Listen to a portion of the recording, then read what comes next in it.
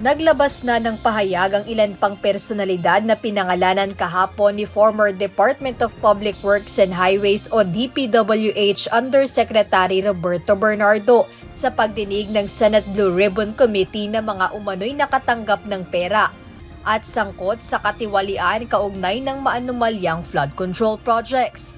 Pinabulaanan ng kampo ni Senator Francis Cheese Escudero ang mga akusasyon ni Bernardo na anila'y matagal nang itinanggi at napatunayang walang basehan.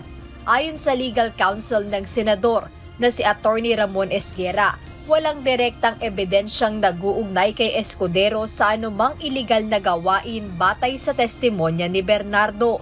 Giit ng abogado, pawang espekulasyon, insinuation at hearsay lang ang mga pahayag nito na hindi tatayo sa anumang korte.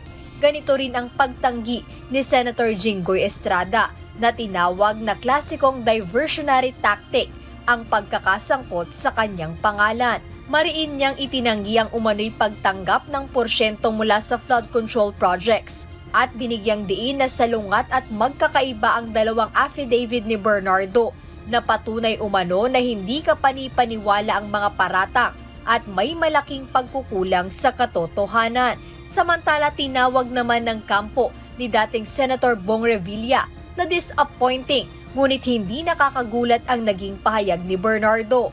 Ayon sa kanyang tagapagsalita na si Attorney Maria Carissa Ginto, mapanganib na bigyan ng kredibilidad ang isang taong umamin sa sari-saring krimen at ngayon pilit na nagre-recast ng sarili bilang tagapagsiwalat ng katotohanan. Giit pa ng kampo ng dating senador, isa na namang anyo ito ng political persecution at lahat ng paratang ay pawang fabrications lamang na layong dungisan ang pangalan ni Revilla at ilihis ang atensyon mula sa tunay na mga salarin.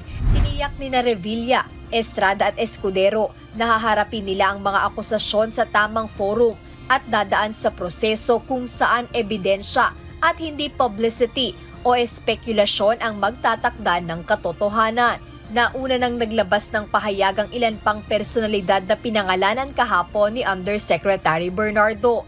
Mariin ding itinanggi nila Senator Mark Villar, former Senator Grace Poe, dating senador at ngayon Department of Education Secretary Sani Angara, at former Senator at ngayon Makati Mayor Nancy Binay ang mga paratang laban sa kanila ni Bernardo at iginiit na hindi sila sangkot sa anumang katiwalian sa pamahalaan.